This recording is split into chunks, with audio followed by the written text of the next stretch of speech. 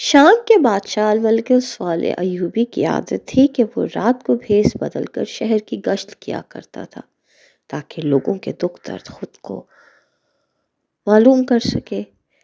ایک رات وہ حسب معمول شہر میں گھوم رہا تھا کہ اس نے مسجد میں درویشوں کو دیکھا جو ایک کونے میں بیٹھے سردی سے ٹھٹھر رہے تھے اور بادشاہ کو خوب کوس رہے تھے۔ ایک دوسرے سے کہہ رہا تھا، یہ متکبر بادشاہ خود تو عیش کر رہا ہے اور ہم غریب زمانے کی سختیاں جھیل رہے ہیں۔ اگر آخرت میں اس بادشاہ کو بہشت میں جگہ ملی تو میں بہشت پر اپنی قبر کو ترجیح دوں گا۔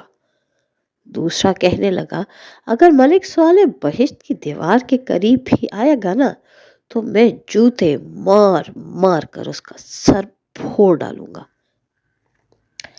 ہوا یوں، بادشاہ نے ان کی باتیں سن لی اور چپکے سے واپس آ گیا۔ صبح ہوئی تو اس نے دونوں درویشوں کو دربار میں طلب کیا۔ جب وہ حاضر ہوئے تو ان کی بڑی تعظیم و تکریم کی اور پھر ان کو اتنا کچھ دیا کہ عمر بھر کے لیے فکر معاش سے آزاد ہو گئے۔ ان میں سے ایک نے بادشاہ سے حیران ہو کے کہا، جہاں بنا، ہم خادموں کا آپ کو کیا پسند آیا کہ اس قدر الطاف و اکرام کے مستحق ٹھہرائے گئے؟